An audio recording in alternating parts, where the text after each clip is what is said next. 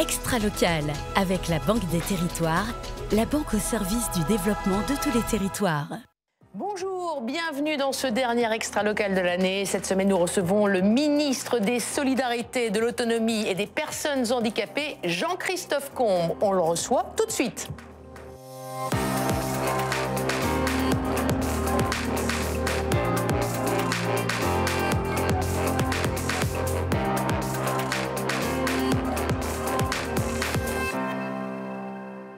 Bonjour, monsieur le ministre. Bonjour. Merci d'être avec nous pour cette dernière émission de 2022, comme je le disais.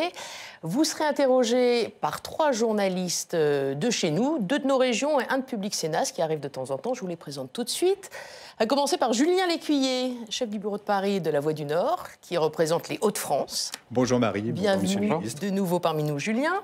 Fabrice Vessaredon, un habitué également, qui est secrétaire national du bureau des informations générales du groupe EBRA et qui représente tous les journaux du Grand Est. Voilà, Fabrice. Et enfin, Quentin Calmet, journaliste politique à Public Sénat. Bonjour Marie. Et qui est un bon élève comme moi, puisqu'il a mis son col roulé, qui est de saison. Pas vous, monsieur le ministre. Non, j'aime bien la cravate. Oui. Pour une femme, c'est un peu plus... On peut. Bon, allez, sans transition, on passe à notre petit questionnaire de Proust. Façon Noël, c'est la période. Et on commence par Julien pour une première question au ministre. Oui, une question toute simple, monsieur le ministre. Quel cadeau vous aimeriez avoir sous le sapin cette année?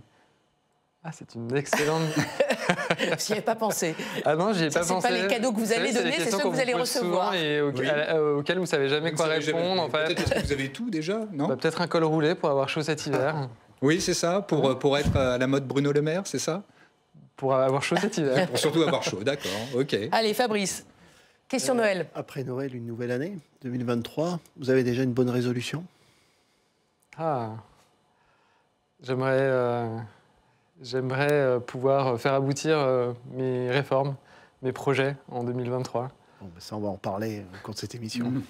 Et Quentin, 3e question. Moi, j'ai une question sur les valeurs de Noël. On sait que c'est une période où on peut penser davantage aux autres, être solidaire. C'est aussi un de vos portefeuilles ministériels. C'est quoi le message que vous adressez aux Français? C'est une période aussi pour essayer de penser un peu plus aux autres. Ouais, c'est une période de solidarité. Moi, le message que j'adresse aux Français, c'est qu'il faut qu'on fasse attention les uns aux autres. Je pense que c'est extrêmement important. Il y a des personnes vulnérables aujourd'hui qui sont particulièrement en difficulté au regard de la situation. Il faut qu'on fasse attention les uns aux autres. Parce que chacun, à sa mesure, peut faire quelque chose pour les autres. Quel geste vous conseillez, par exemple? S'il y avait un geste à faire?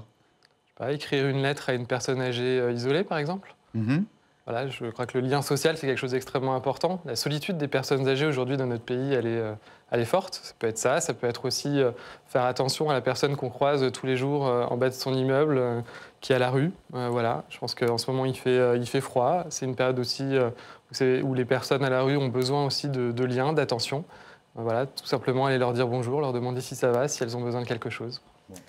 Et on termine par ma question rituelle. Quelle est votre région de prédilection, Jean-Christophe Combe? Ah, l'Argonne, c'est là où je suis né, l'Est de la Marne, qui est un très bel endroit, qui est peut-être pas suffisamment connu, alors que c'est un haut lieu d'histoire de la République, de l'histoire de France. Et c'est très beau, c'est un endroit où les gens se serrent les coudes. C'est un endroit qui est à l'image aussi de mon ministère, celui de la solidarité, où les gens font attention les uns aux autres et s'épaulent dans les périodes difficiles. On va en parler. Allez, comme d'habitude, ici, il y a aussi la question cash. Et la question cash est posée par Quentin cette semaine. À côté de vous. Oui, on l'a dit, vous portez l'agenda des solidarités, un sujet qui concerne énormément les Français, beaucoup de sujets de leur vie du quotidien. Et en même temps, on voit que vous avez du mal à prendre la lumière, que les Français vous connaissent peu. Vous étiez avant cela directeur général de la Croix-Rouge. Est-ce que vous n'étiez pas plus utile à la tête de la Croix-Rouge que dans le gouvernement? Non, si je me suis engagé dans ce gouvernement, c'est parce que justement, je pense que je peux faire des choses. C'est-à-dire que je peux porter mon engagement à un autre niveau, porter la vision justement et l'expérience que j'ai acquise dans le cadre de mes fonctions à la Croix-Rouge. Je me suis engagé pendant 11 ans à la Croix-Rouge. Je pense que j'ai une bonne vision aujourd'hui des besoins, de la réalité sociale de notre pays et que je peux être utile. Julien? Une question concernant l'actualité immédiate, épidémique. On le voit, le Covid est en train de redémarrer. On est à l'aube peut-être d'une 9e vague. Elle se conjugue avec 2 autres épidémies, de grippe, de bronchiolite. Tout ça nous mène vers un hiver qui va être, sanitairement parlant, un peu compliqué. Je reprenais les dernières déclarations. François Braun, le ministre de la Santé, parlait d'une situation sérieuse. Vous-même, vous avez évoqué un taux de protection trop faible en EHPAD. N'est-il pas temps de redonner des consignes concernant les gestes barrières, le port du masque dans les transports? Ça a été mis de côté par François Braun. On a du mal à saisir la logique par rapport au début ou en pleine épidémie en 2021. Ces consignes, on les repasse avec le ministre de la Santé, effectivement, depuis plusieurs semaines maintenant. Et merci de me donner l'opportunité de le dire. Je pense que dans cette période où on a à faire face à une triple épidémie, grippe, Covid, bronchiolite pour les enfants, je pense qu'il est plus que jamais nécessaire de faire attention, de respecter les gestes barrières, de se laver les mains avec du gel hydroalcoolique, de porter le masque quand on est, en particulier lorsqu'on est malade. Je pense notamment aux parents avec leurs enfants, parce qu'on peut et on doit protéger aussi les jeunes enfants de la bronchiolite.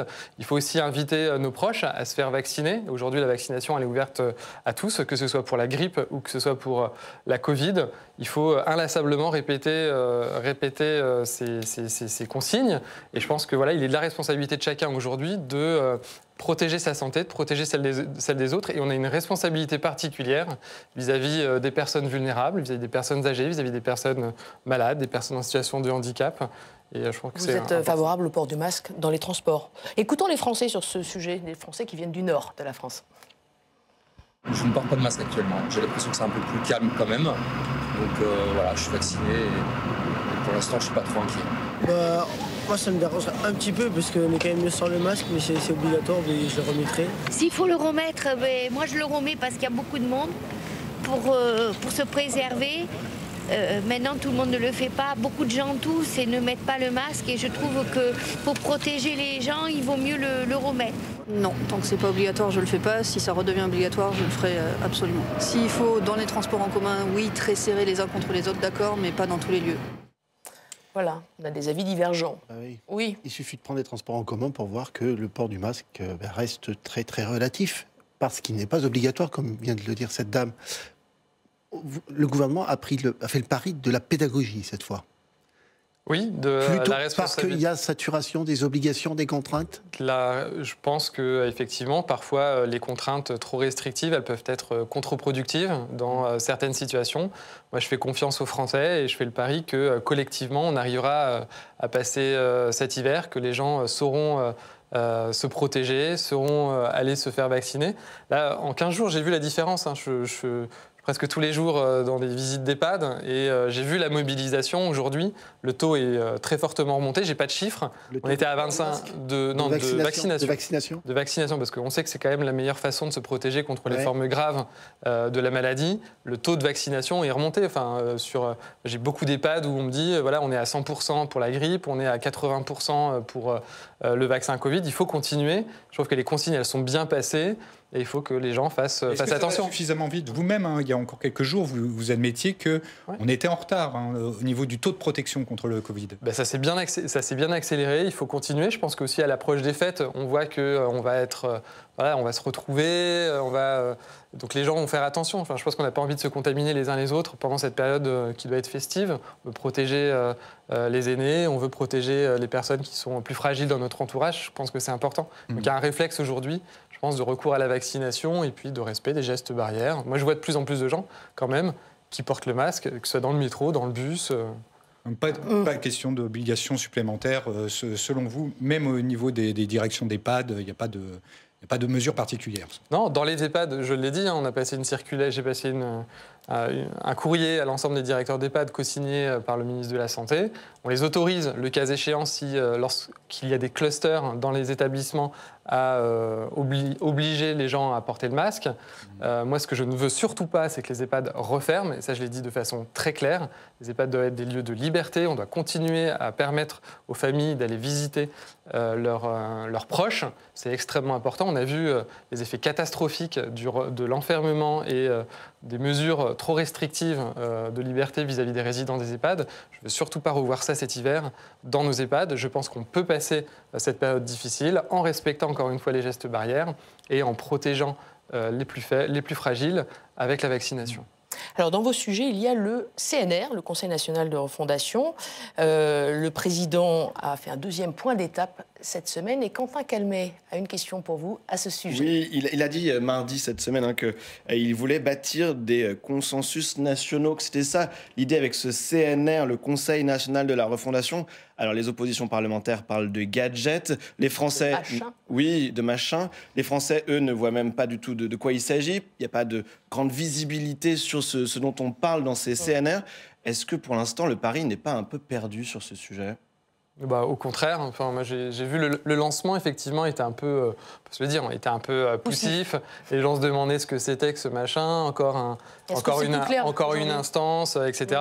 Moi, ce que je vois pour en organiser, moi je porte le CNR, notamment le CNR Bien Vieillir. On a organisé sur le territoire, notamment il y a quelques semaines à Lille, et d'ailleurs la Voix du Nord était là.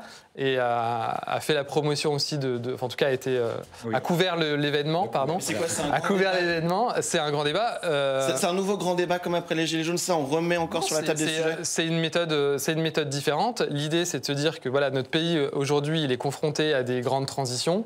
La transition climatique, la transition numérique, l'évolution. Moi la transition démographique avec le bien vieillir, et que les réponses à ces problématiques qui vont fortement impacter en fait la vie quotidienne des Français, on veut les construire avec les Français. En quoi ça change, Monsieur le Ministre, avec les différentes réunions, les différents rapports qui ont été émis sur le sujet du bien vieillir? On se souvient que, en fait, le travail a été fait pendant des années. Il a été fait par l'ancienne ministre du Travail sous François Hollande. Le travail a été poursuivi par Brigitte Bourguignon. Et pourtant, on ne voit rien venir. Et même, on ne parle même plus d'ailleurs d'une grande loi autonomie qui avait été mise en avant par le président Macron lors du quinquennat précédent. La force du CNR, c'est vraiment de construire avec ceux qui vont demain être concernés directement par ces réformes ou par ces transitions. C'est-à-dire que c'est de faire participer des personnes âgées, c'est de faire participer des élus locaux, c'est de faire participer des associations, c'est de faire participer des artisans, des commerçants, enfin bref, tous les gens qui vont être concernés de près ou de loin en fait par ces sujets. Ce qui s'est passé avant, il y a eu effectivement beaucoup de travaux, il y a eu des rapports qui ont été faits. C'était le nom qui m'échappait tout à l'heure. Et d'ailleurs, Myriam El Khomri, elle croit tellement dans cette dynamique-là qu'elle est responsable, qu'elle porte l'un des ateliers du CNR Bien Vieillir, celui sur les métiers. Pourquoi ? Parce qu'elle va aller confronter en fait, les mesures qu'elle a pensées, qu'elle a produites dans son rapport, aux professionnels sur le terrain. L'idée, c'est vraiment de tester, c'est de prioriser, c'est aussi de faire remonter en fait, des bonnes idées et de construire avec ceux qui demain vont être en... Le rendu, c'est pour devoir mettre. C'est pour le mois de mai. C'est-à-dire que là, moi j'ai des ateliers dans les départements jusqu'à fin mars. Dans 11 départements, je vais organiser des ateliers Bien Vieillir, donc avec les gens sur le terrain. En avril, un audit, en fait. En avril. Non, c'est vraiment très participatif. C'est vraiment une autre façon d'élaborer des politiques publiques. Le bien vieillir, encore une fois, il y a eu beaucoup de choses qui ont été faites, mais c'était une approche qui était très médico-sociale, très technique, très écosystème. Attend un petit peu de concret là-dessus, je crois, sur... Justement, après mai, qu'est-ce que ça deviendra ? Une loi, des règlements, des décrets ? Alors moi, je veux une feuille de route du bien vieillir, c'est-à-dire qu'on va poser une ambition sociétale, collective. Qu'est-ce qu'on veut demain ? Comment on veut affronter cette question du bien vieillir ? Quelle place on veut laisser aux seniors ? Comment on veut adapter la société, quels services on veut demain pour vieillir à domicile, pour vieillir en EHPAD ou ailleurs. C'est un document cadre. Qu'est-ce que ça devient ? Après, ça peut être. Il peut y avoir des mesures législatives. Les députés de la majorité ont déposé une proposition de loi à l'Assemblée nationale cette semaine pour déjà poser un acte politique et faire un certain nombre de propositions, justement fondées sur tous les travaux qu'ils ont faits précédemment. Cette proposition de loi, on l'enrichira. Ça fera partie des vecteurs de mise en œuvre en fait, de cette feuille de route du bien vieillir.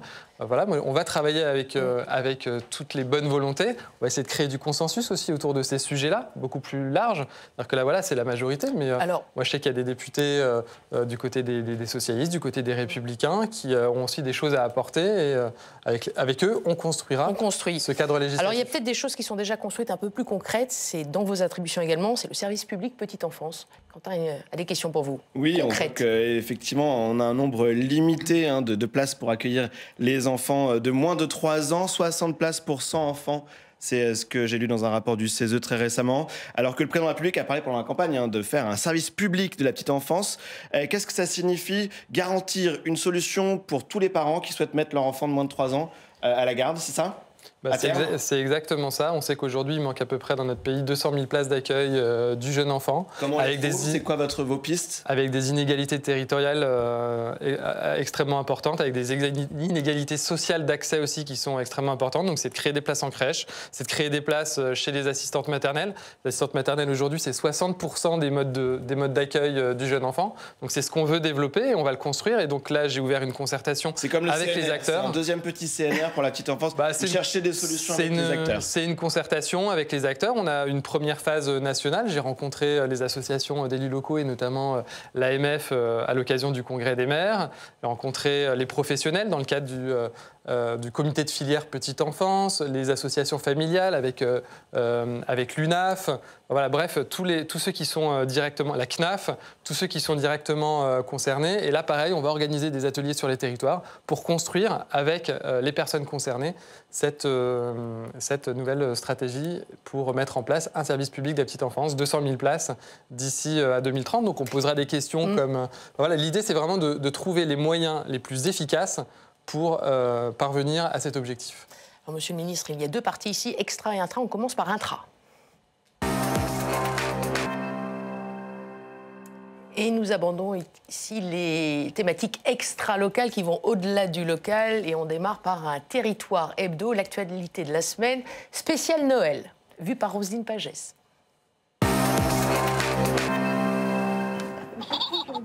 Cacher ce jouet que je ne saurais voir. Cette année, certains d'entre eux ont disparu des rayons. Leur prix ou celui de leur transport a grimpé en flèche. Le magasin a préféré faire l'impasse. L'exemple qu'on nous a donné, c'est qu'une voiture électrique a pris 50 à 60 euros de frais de transport. Donc sur une pièce qu'on va vendre 150 euros, on ne peut pas rajouter 60 euros. C'est pas possible. Pas sûr pour autant que le Père Noël se serre la ceinture. Je pense que pour les enfants, c'est sans modération, forcément. Il faut bien garder un moment magique dans l'année, donc ce sera celui-ci. À Tours, le Père Noël aime la sobriété. Passé 1h du matin, pas de vitrine ni d'enseigne lumineuse. Sinon, le Père Fouettard intervient. Il nous paraissait très utile de donner ce signal de sobriété qui en fait ne dérange personne et même devrait arranger les commerçants dans le sens où ça fait quand même une petite facture en moins à payer. 64 commerces du centre-ville ont été mis en demeure. Ils risquent 1 500 € d'amende. À Bordeaux, en revanche, on ne lésine pas sur les lumières. Et le maître de cérémonie s'appelle Limelight. On va positionner cette diapositive dans un appareil avec des énormes lentilles, une lanterne magique, et qui va projeter en grand cette diapo. En fait, je fais comme un coloriste de BD, je récupère une image et je mets des couleurs dedans. Un spectacle à voir jusqu'à fin janvier. Un choix épineux, celui du sapin. Ceux-là sont tourangeaux, un idéal de conifères déjà dans les têtes.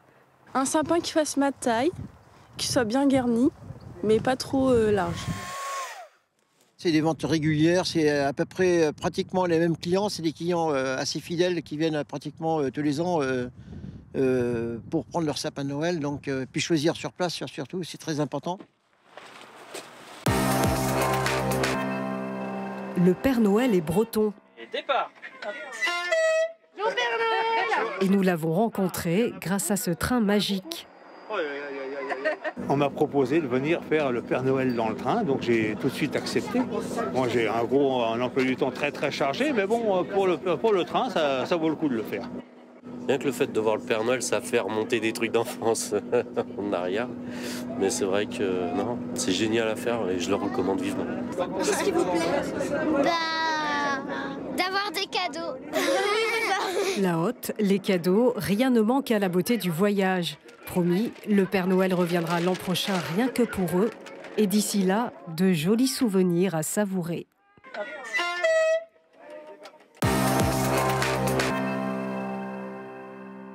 Ah, le Père Noël. Bon, j'ai dit que nous étions dans la rubrique intra, c'est la rubrique extra. Hein. Mais je crois qu'on va annuler les rubriques l'année prochaine. Ça sera l'une des résolutions, peut-être. Peu importe, c'est la cuisine interne.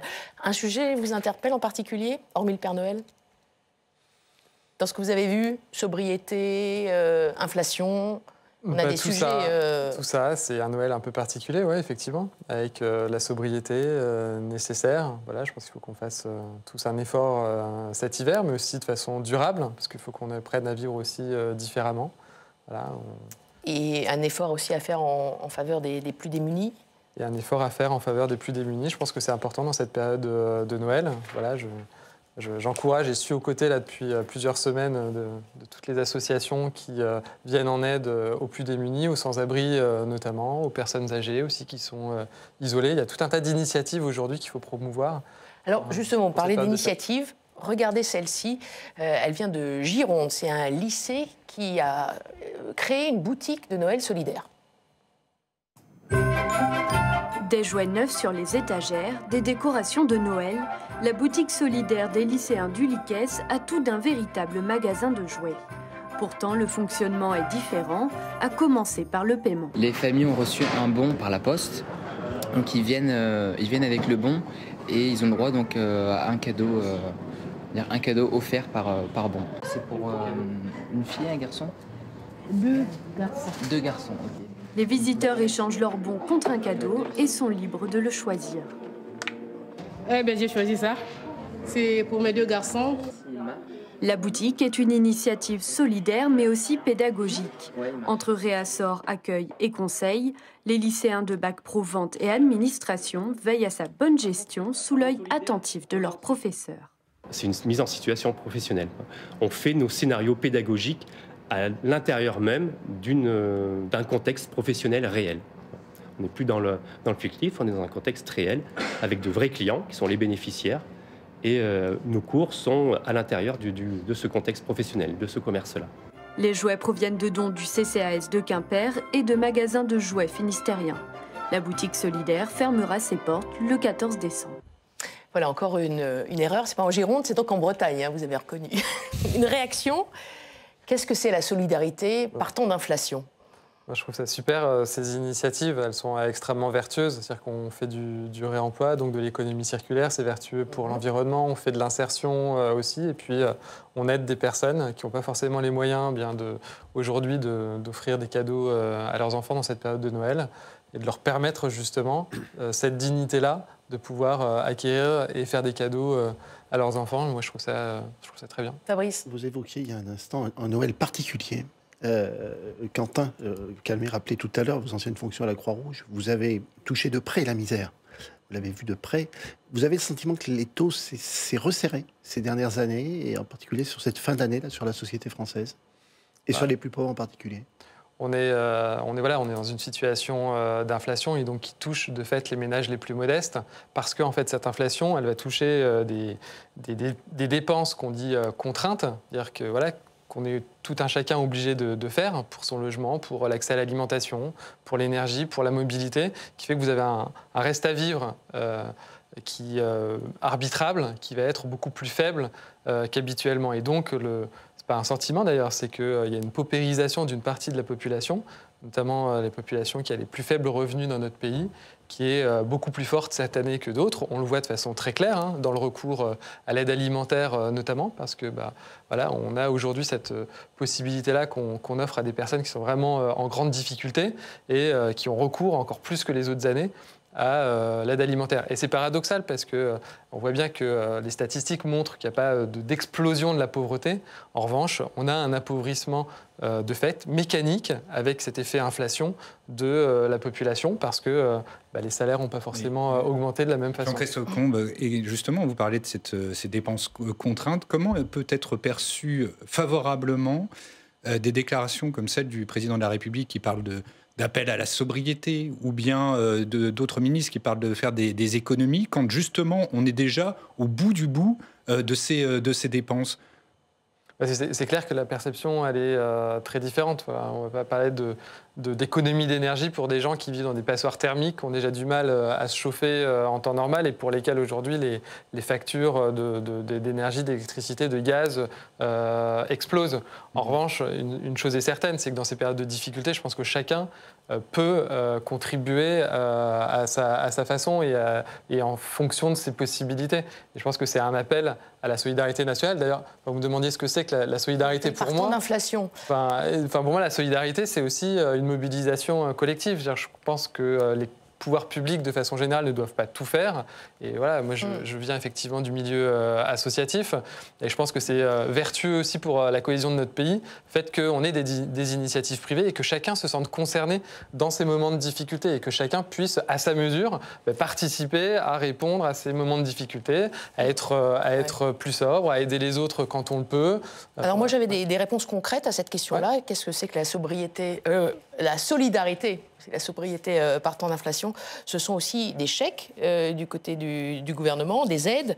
C'est notamment la prime de Noël qui est renouvelée. Ça fait quand même des années qu'elle existe, depuis 1998, à partir du 15 décembre. Donc c'était cette semaine, avec un montant inchangé entre 152 € pour une personne seule jusqu'à 442 € pour un couple avec 4 enfants. Pourquoi est-ce que c'est inchangé avec une inflation à 6%? Même question pour le SMIC d'ailleurs, qui va être relevé d'un tout petit coup de pouce d'1,8%, alors que toujours l'inflation est à 6%. Le SMIC a été augmenté cette année de 8%, donc supérieur à l'inflation. D'ailleurs, ce qui n'est pas sans conséquence dans les entreprises, puisque la plupart des salaires n'ont pas augmenté comme le SMIC. Et donc, ça pose un certain nombre de difficultés. Ce qu'on a fait au gouvernement, c'est qu'on a choisi en anticipation, dès cet été, de pouvoir revaloriser les minima sociaux de près de 4%, et pour la plupart d'entre eux, plus de que 4%, parce qu'ils avaient déjà augmenté en fait, en début d'année, qu'on a mis en place des aides exceptionnelles, donc l'allocation exceptionnelle de solidarité qui a été versée à la rentrée à près de 12 millions de ménages. Quel ordre? Rappelez-le-nous. C'est 100 € par famille et 50 € par enfant. En fait, qui a été versé le 15 septembre dernier, donc qui était là aussi un coup de pouce pour l'ensemble. Parce qu'il y a aussi une prime de 28 € et 14 € par enfant. Qu'est-ce que c'était ça? Ça, c'était pour ceux qui touchaient la prime d'activité. Ah, c'est ceux pour la prime d'activité, voilà. D'accord. Et qui a fait l'objet en fait, de discussions et d'ailleurs au Sénat. Et par ailleurs, il faut savoir qu'il y a aussi des chèques HLM, des chèques chauffage au bois. Il y a beaucoup de chèques énergie, effectivement, beaucoup d'aides pour faire face à l'inflation et en particulier sur ces dépassements. Beaucoup d'aides et pas on va dire, d'augmentation substantielle des salaires comme le demandent les oppositions. C'est un choix que vous assumez de préférer les primes, voire même les dizaines de primes comme ça, plutôt qu'une augmentation sensible des salaires. Alors on parle de deux choses différentes. Les salaires, c'est les entreprises qui les augmentent, c'est pas le gouvernement. On invite évidemment, et depuis le début, on invite les entreprises à augmenter les salaires de leurs salariés, à ouvrir des négociations salariales. Nous, le choix qu'on a fait, il est clair, c'est qu'on cible nos aides sur les ménages les plus modestes. Moi, c'est mon rôle en tant que ministre des Solidarités, de protéger les personnes les plus vulnérables et de porter ces aides vis-à-vis de ces personnes en difficulté. En fait, c'est bien là la difficulté, c'est que les classes moyennes ne touchent pas forcément ces aides et pourtant elles sont soumises aux mêmes impératifs concernant l'inflation. Et là, est-ce que c'est pas plus compliqué justement de faire valoir une vraie aide pour ces classes-là? Le bouclier tarifaire sur l'énergie, il concerne absolument tout le monde. Toutes les mesures qu'on a mises en place pour limiter l'inflation concernent tout le monde. On ne parle pas de la même chose si on gagne ou si on vit avec 800 € par mois que si on vit au SMIC, même si aujourd'hui c'est très difficile pour ces familles de joindre les deux bouts et de finir le mois pas dans le rouge. Enfin, moi je l'ai vu à la rentrée quand on a versé l'allocation de rentrée scolaire, j'ai rencontré plein de parents qui déjà à l'époque disaient on doit choisir, on mange moins de viande, moins de poisson, on n'achète plus de produits bio, etc. On fait des choix, on serre la ceinture et parfois on a même recours aux associations d'aide alimentaire. On parle des aides et des allocations. Votre combat, c'est aussi la lutte contre le non-recours aux prestations sociales. Oui, parce vous en avez parlé récemment. Est-ce qu'on a des chiffres voilà. Je réponds à l'urgence, c'est-à-dire que mon rôle, c'est de protéger encore une fois les plus vulnérables dans ces périodes de difficultés, donc vis-à-vis des épidémies, on en a parlé, vis-à-vis de l'inflation, mais c'est aussi de porter des réformes de fond, et notamment celle qu'on appelle de la solidarité à la source, qui est une réforme qui vise à moderniser notre système de prestations sociales, qui vise aussi à pérenniser. Est-ce qu'on a une idée du nombre de personnes qui ne perçoivent pas leur... Sur le RSA, par exemple, on estime à 30% en fait le non-recours. Moi, le non-recours, c'est comme la fraude, c'est des choses qui viennent, discréditer en fait et amener de la perte de confiance dans notre système de solidarité. Et donc, on doit absolument y répondre. C'est pour ça que je porte ce projet, que dès l'année prochaine, on va travailler sur une expérimentation qui était dans la loi, qui était prévue par la loi 3DS. On va faire des expérimentations dans une dizaine de territoires, territoires zéro non-recours. Donc, on va aller chercher des personnes qui sont très éloignées en fait du système, que nos administrations ne connaissent pas, pour comprendre pourquoi elles n'ont pas recours et leur permettre d'accéder à ces aides. En 2024, vous avez déjà une idée là-dessus? Sur les 10 départements, ces personnes, ces 30%, ne vont pas chercher leurs allocations? Il y a des tas de raisons, parce que c'est compliqué, parce que parfois c'est stigmatisant, parce que les personnes n'ont pas l'information. Enfin, il y a des raisons vraiment très diverses. Elles sont dans des situations administratives aussi extrêmement différentes. En 2024, on va travailler sur la solidarité à la source, qui est le pendant, entre guillemets, du prélèvement à la source. On va envoyer des formulaires pré-remplis en fait, aux personnes dont on connaît la situation. L'idée, c'est vraiment de pouvoir interconnecter les différentes bases de données des administrations et des caisses de sécurité sociale. Ça pourrait être étendu à 100% des personnes concernées. À quel moment, selon vous?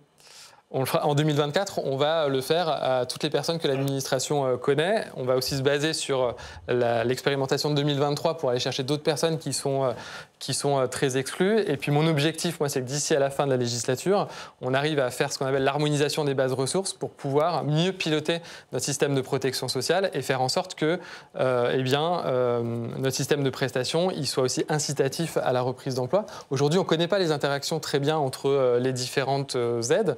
Et donc l'idée, c'est que les pouvoirs publics puissent remplir leurs obligations constitutionnelles, d'apporter à chaque famille les ressources nécessaires pour qu'elle puisse vivre, mais qu'on rende aussi ce système incitatif à la reprise d'un emploi.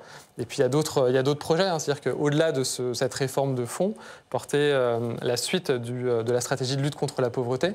On va signer en début d'année prochaine avec les acteurs de la solidarité, les collectivités, un pacte des solidarités pour continuer à lutter durablement contre la pauvreté. Excusez-moi, je reviens juste sur ce que vous disiez à propos du fait de rendre le système aussi incitatif à la reprise d'emploi. Qu'est-ce que vous voulez dire par là, en fait? C'est qu'il y aura... Est-ce que ça veut dire que c'est du donnant-donnant sur le versement des prestations à la source? Mais c'est aussi une façon de contrôler si les gens sont bien dans une démarche de reprise d'emploi? Non, c'est qu'aujourd'hui, et je pense qu'on connaît tous des personnes qui sont dans cette situation, on voit bien que parfois, il vaut mieux rester dans un système où on bénéficie de prestations sociales plutôt que de reprendre un emploi. Parce que la différence entre ce que vous allez gagner en reprenant un emploi et ce que vous allez perdre, c'est-à-dire en prestations sociales en moins, et finalement pas très différente. Et donc, ce qui repose la question des salaires, en l'occurrence. Oui, bien sûr. Mais le différentiel, quelquefois, ne comble pas... mais pas suffisamment c'est aussi l'interaction des différentes prestations sociales qui, parfois, nous mènent dans des situations qui sont un peu absurdes et contre-productives. Allez, on avance un petit peu avant d'aborder notre rubrique Intra. Je vous propose 3-1 de notre presse quotidienne régionale qui, évidemment, titre sur la victoire des Bleus. On cumule les victoires, à qualification en finale de la Coupe du Monde au Qatar. Vous voyez que du bonheur pour le Dauphiné, un peu plus près des 3 étoiles pour la Voix du Nord, et puis une nouvelle finale pour les Bleus pour la Nouvelle République. Est-ce qu'il y a une que vous préférez? Est-ce que vous avez vu le match déjà, et puis votre une préférée? Je confesse que je n'ai pas vu le match. Bon. Vous faites partie des contre le Maroc. Français qui ne l'ont pas vu. Donc. Vous boycottez? Vous boycottez? Pas du tout. Pas du tout, mais j'avais autre chose à ce moment-là. Vous aimez bien le foot qui était important. Je suis pas très footeux. Pas très footeux. En revanche, quand on est dans... Vous êtes plutôt Qatar? En Coupe du Monde et en finale aujourd'hui, forcément, on s'intéresse au foot. Et à la limite, alors justement, c'est que du bonheur. Que du bonheur. Alors là, je ne sais pas s'il y a que du bonheur. Julien, question éthique. Oui, une question éthique forcément qui concerne la Coupe du Monde. Vous me voyez venir certainement avec mes grands sabots, mais on a vu un président de la République se déplacer pour le match face au Maroc et qui revient donc dimanche pour la finale. Alors il y a quand même beaucoup de gens qui s'interrogent sur les félicitations apportées par le président de la République à l'organisation de la Coupe du Monde au Qatar, alors qu'au même moment, le Qatar est soupçonné de verser des sacs de billets à des députés européens. Est-ce que très concrètement, cette image d'un président qui s'en retourne plusieurs fois au Qatar, qui célèbre l'organisation de la Coupe du Monde, alors même que celle-ci a fait beaucoup polémique, est-ce que pour vous, ce n'est pas une image qui pose problème ? Moi, je crois qu'aujourd'hui, il faut qu'on soit heureux de l'arrivée en finale de notre équipe. On peut être heureux de l'arrivée en finale et se poser la question concernant le président de la République. Forcément qu'on se pose des questions sur le Qatar, sur certaines valeurs, sur l'écologie, etc. Je pense que ces questions, il aurait d'abord fallu se les poser avant d'attribuer au Qatar l'organisation de la Coupe du Monde. Maintenant, on y est. Moi, mon père, vous savez, était prof de sport. Il m'a toujours dit une chose, c'est qu'on ne mélange pas politique et sport. Je pense qu'aujourd'hui, il faut qu'on a... Bah, c'est ce que je pense. Non, mais factuellement... C'est ce que je pense. Dans le domaine du football, c'est ça. Je ne dis pas que ce n'est pas le cas. Je dis qu'il ne faut pas. Que ça devrait. Et moi, je pense qu'il ne faut pas, effectivement, mélanger. Aujourd'hui, j'ai envie d'en profiter. Je n'ai pas regardé le match, mais quand je suis rentré chez moi, la finale, vous la regardez avant-hier soir, j'ai vu la ferveur populaire dans la rue, etc. Je pense qu'on peut laisser tranquille les Français et en profiter. L'affiche de la finale? Oui, pourquoi? C'est qui? C'est la France et l'Argentine, pourquoi? Non, mais c'est pas... Question piège. Elle était méchante. Allez, intra.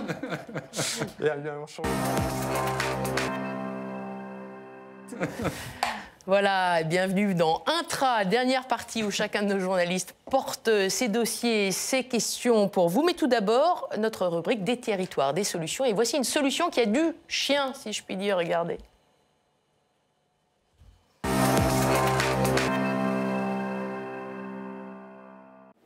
Oui, bisous. C'est rigolo. Depuis un an, la mascotte de la bibliothèque, c'est elle. Une caniche royale âgée de 3 ans, qui prend très à cœur son rôle d'assistante. Oh, mais il est très sage cet enfant. Tu n'aurais pas dû le manger, monsieur le loup. Trop tard.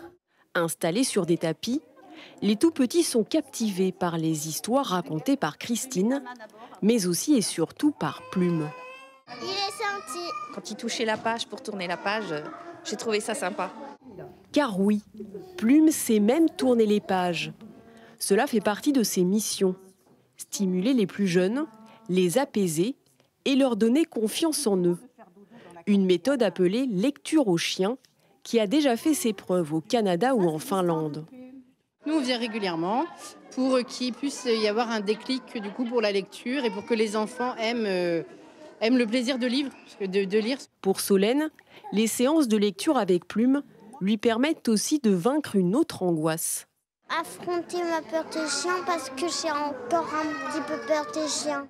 Telle une ado, Plume aime beaucoup dormir, mais elle est toujours partante pour jouer avec ses pluches, faire connaissance avec les enfants et se promener au milieu de la bibliothèque. On parle beaucoup des bibliothèques troisième lieu de vie, c'était vraiment de donner envie de venir et de créer un lien particulier effectivement avec l'animal qui, au-delà de l'animal, crée un lien aussi avec les autres. Depuis qu'on a Plume, on sent que les gens parlent plus entre eux, même les enfants, ils communiquent entre eux. Grâce à Plume, la bibliothèque Abbé Grégoire de Blois a reçu il y a quelques semaines le prix national de l'innovation à Paris. Plume a déjà tout d'une star. Alors, une réaction sur ce sujet, monsieur le ministre? Non, ça vous laisse... discuter, il faut bien le dire. Allez. C'est de notre faute. Ça tombe bien, ça aurait été une question. Est-ce qu'il faut introduire plus d'animaux dans des structures d'accueil, dans des structures pour seniors, par exemple? Je vous propose de regarder cette résidence autonome pour nos anciens. Il n'y a pas d'animaux, mais il y a d'autres activités. Décoration, quiz de Noël ou jeux de société, les activités en lien avec la période festive ne manquent pas à la résidence autonome de Coutras. L'établissement, accessible aux personnes à partir de 60 ans, accueille régulièrement les seniors habitant sur place, mais aussi ceux venant de l'extérieur. Ce qui me manque le plus, bien sûr, c'est la compagnie. Noël, pour moi, c'est toujours Noël. Des animations au sein de la résidence sont proposées par l'association AOLPA qui intervient au quotidien auprès des personnes âgées, résidents ou non.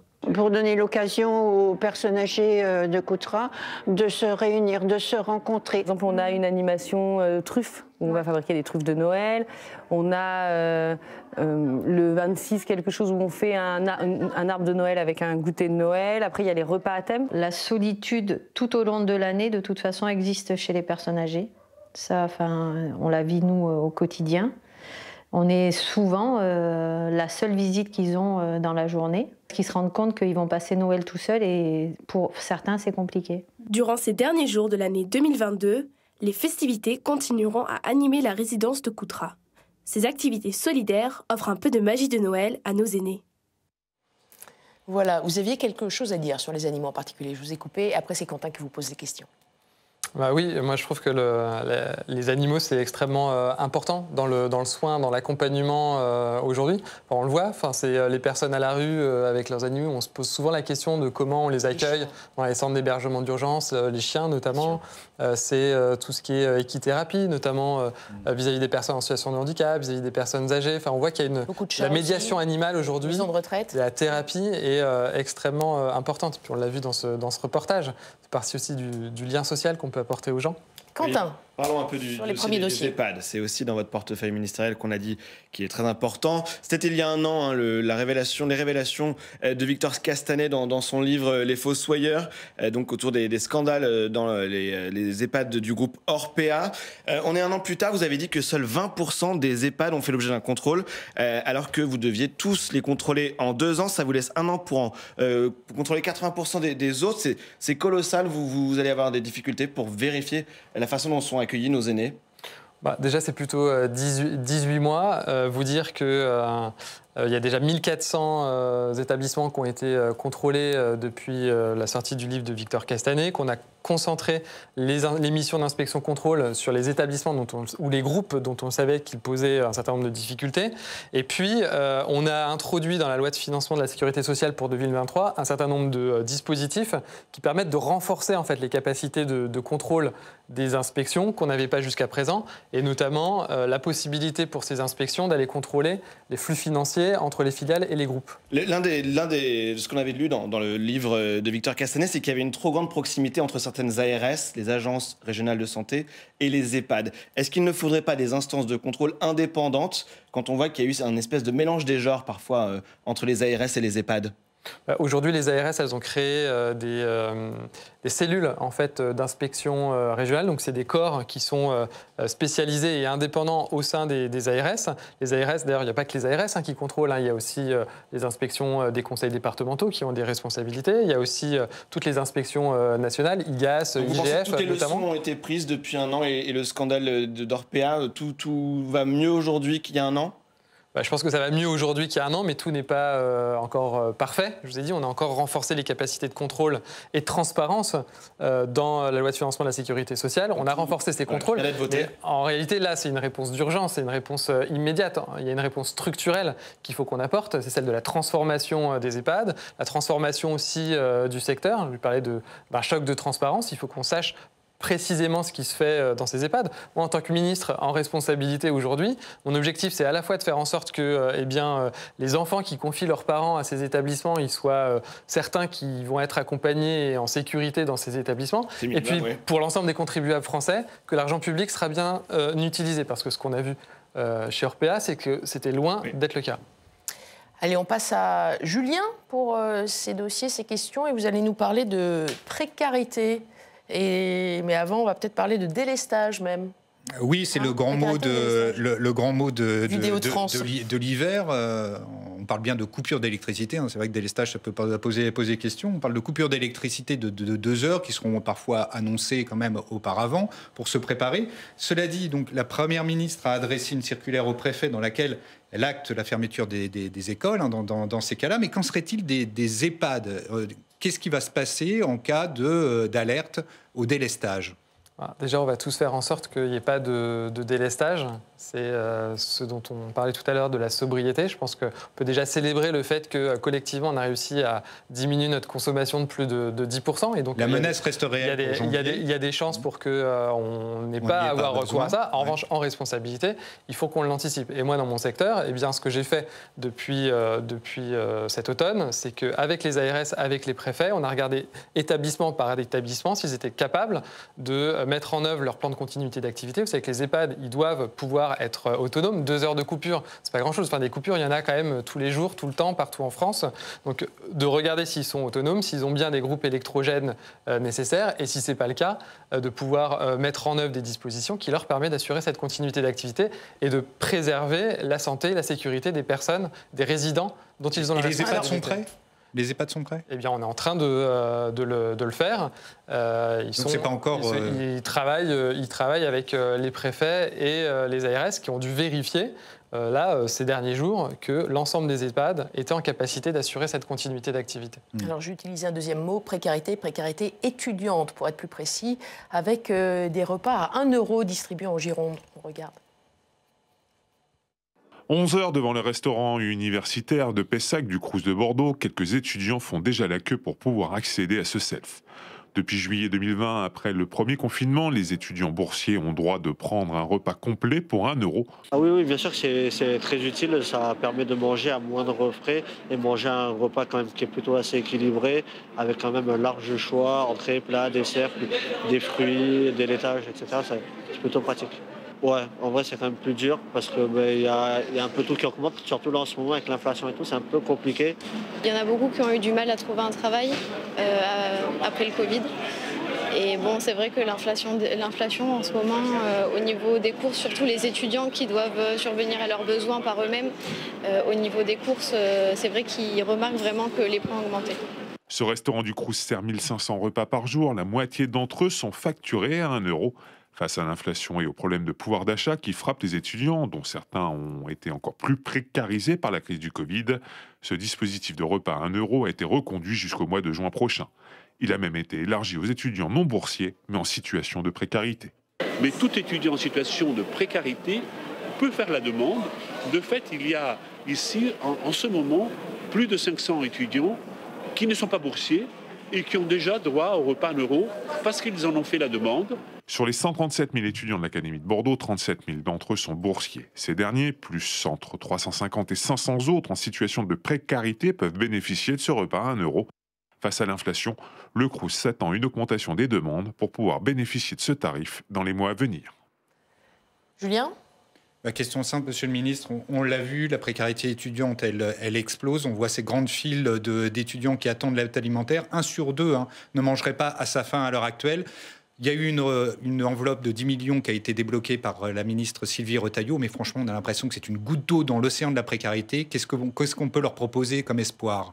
Non, mais c'est l'urgence. Ces 10 millions d'euros, c'est effectivement une réponse à l'urgence que nous avons choisi de débloquer avec la ministre pour pouvoir soutenir les associations de distribution alimentaire et donc faire face encore une fois à l'urgence.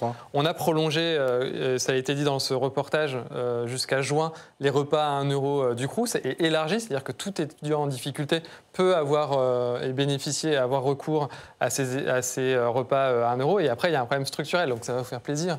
On a lancé une concertation sur la vie étudiante pour pouvoir là aussi répondre. Mais non, mais il y a une double temporalité, il faut qu'on réponde à l'urgence et c'est ce qu'on fait. Et en permanence, on a dit qu'on ne laisserait personne au bord du chemin et on débloque des fonds lorsque c'est nécessaire. Et en même temps, il faut qu'on prévoie une réforme structurelle. Ce sera sans doute la réforme des bourses, que je reverrai aussi dans le cadre du projet de solidarité à la source, parce qu'on voit bien aujourd'hui que nos étudiants, ils n'y arrivent plus et que ce n'est pas normal qu'ils ne puissent pas se concentrer sur leurs études et que pour beaucoup d'entre eux, ils sautent des repas, ils renoncent à des soins, ils sont hébergés ou logés dans des conditions qui sont absolument dramatiques. Donc on ne peut pas se résigner à cette situation.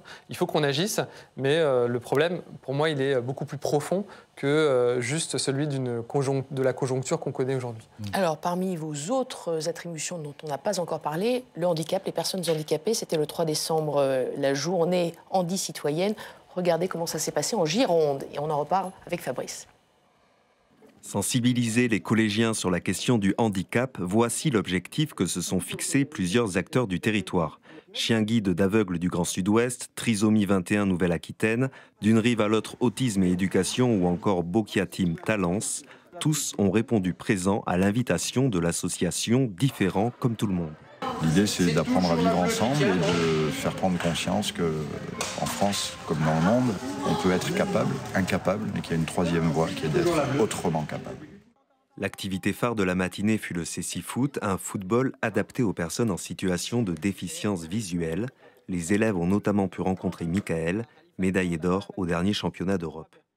Moi, je me rends compte qu'ils sont très intéressés, ils posent beaucoup de questions. Alors c'est vrai qu'on est limité au niveau du temps, mais voilà, on est venu leur faire une sensibilisation. J'avais jamais vu quelqu'un en situation de trisomie 21 et aujourd'hui j'en ai vu un, donc je sais ce que c'est et voilà. Il s'appelle Thibaut et je l'ai trouvé comme les autres, juste avec la forme de son visage et comment il parle, c'est pas pareil que les autres, mais sinon le même comportement que les autres. Quand on se dit que les personnes qui sont aveugles, elles peuvent faire ça, c'est pas mal parce que c'est la preuve que tout le monde peut faire ce qu'il veut.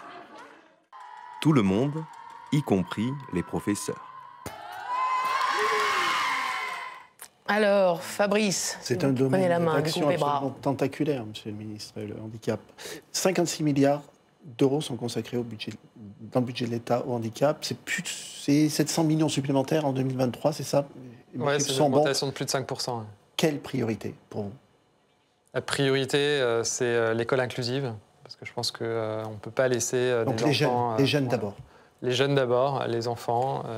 C'est la société inclusive de façon générale, c'est l'accessibilité universelle, c'est comment on accède à l'école, comment on accède à un emploi. Parce que j'ai bien aimé dans le reportage l'idée que la société inclusive, elle commence par le changement de regard, et ce, dès le plus jeune âge. Et je pense que c'est important, ces journées d'information, de confronter aussi les jeunes, les enfants au handicap dès le plus jeune âge pour changer le regard, lutter contre les préjugés. Et c'est ça notre priorité. Il y a encore trop de familles aujourd'hui qui sont sans solution, que ce soit à l'école ou que ce soit vis-à-vis du médico-social. Une minute, oui, non, les garçons. Il y avait peut-être une question qui nous porte vers l'international, mais c'est qu'un rapport de l'Union européenne a marqué une vraie défiance vis-à-vis de certains pays de l'Union, 13 États membres qui pratiquent encore la stérilisation forcée sur les personnes handicapées. Est-ce que c'est un dossier que vous comptez aussi porter, la voix de la France auprès des institutions européennes ?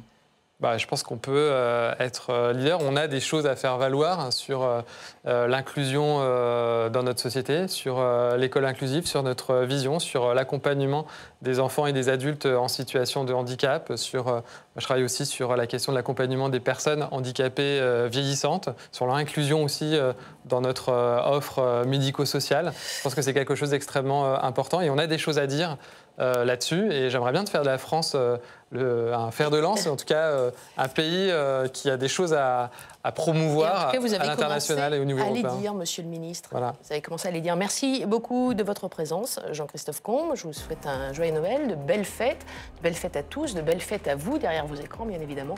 Et on se retrouve l'année prochaine, en 2023.